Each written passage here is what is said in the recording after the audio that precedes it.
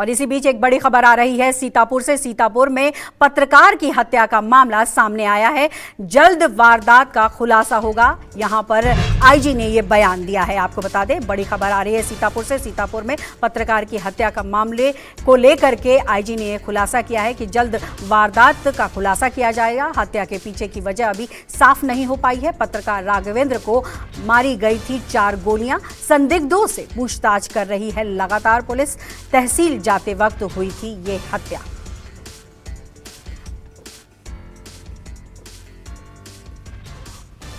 तो इसी बड़ी खबर पर मानस श्रीवास्तव हमारे साथ सीधे फोन लाइन पर जुड़े आइए, सीधा उनका रुख करते हैं। मानस, बड़ी खबर आ रही है।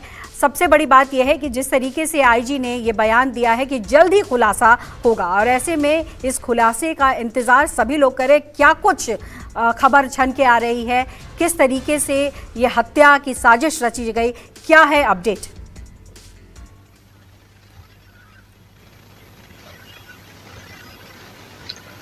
देखिए, राघवेंद्र वाजपेयी पत्रकार हैं दैनिक जागरण के, और ये सीतापुर में इनकी पोस्टिंग है। और ये लगातार अपनी खबरों को लेकर के निशाने पे थे अपराधियों के। इनको लगातार धमकी दी जा रही थी।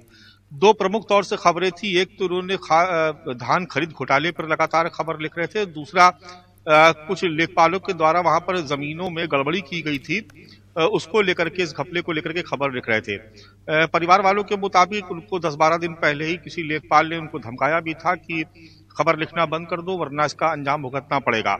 और चूंकि खबर लगातार लिखी जा रही थी, कल जब ये महोली तहसील में चूंकि इनके से खबर लिखते थे, तो वहां से जब निकल रहे थे उसी वक्त इनको घेर करके इन पे अंधाधुंध फायरिंग की गई और इनको गोलियों से भून दिया गया। 4 गोली इनके शरीर में पाई गई है। 1 गोली इनके कपड़ों में फंसी हुई मिली थी और उसके बाद इनका पोस्टमार्टम भी किया गया है। तब से ही कोहराम मचा हुआ है।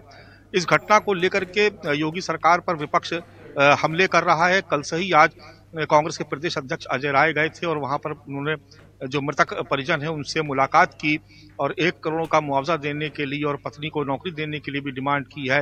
एक 8 साल की बेटी है, 11 साल का बच्चा है, बहुत उम्र भी नहीं है। बताया गया कि 35-36 साल के करीब उम्र है इनकी, और इनकी इस तरीके से निर्मम हत्या की गई है। उसके बाद से ये कहा जा रहा है कि उत्तर प्रदेश में जहां कहीं भी घपले घोटाले हो रहे हैं, वहां पर अगर कोई उजागर करता है तो उसको इसी तरीके से उसको अंजाम भुगतना पड़ता है। खासतौर से समाजवादी पार्टी और कांग्रेस दोनों ही इस घटनाक्रम को लेकर के योगी सरकार पर हमलावर है। और ये कहा जा रहा है कि चूंकि सच लिखा जा रहा है और पत्रकारों के लिए खासतौर से उत्तर प्रदेश में अब काम करना बेहद मुश्किल हो गया, क्योंकि बीते अगर कुछ वर्षों में देखें तो पत्रकारों के उत्पीड़न के मामले बहुत बड़े हैं। चाहे वो पुलिसिया मामले में फंसाए जाने का मामला हो या उन पर हमले का मामला हो या हत्याओं की अगर बात की जाए, तो बीते कुछ समय से, कुछ वर्षों में ये घटनाक्रम तेजी से बढ़ा है और पत्रकार निशाने पर हैं। इसको लेकर के सवाल खड़े किए जा रहे हैं। कांग्रेस पार्टी की तरफ से 1 करोड़ रुपए के मुआवजे की मांग भी की गई है। समाजवादी पार्टी ने भी इस पूरे घटना को लेकर के सरकार पर हमला कहा और कहा कि हत्यारों को गिरफ्तार किया जाए। आपको एक अपडेट दे देते हैं।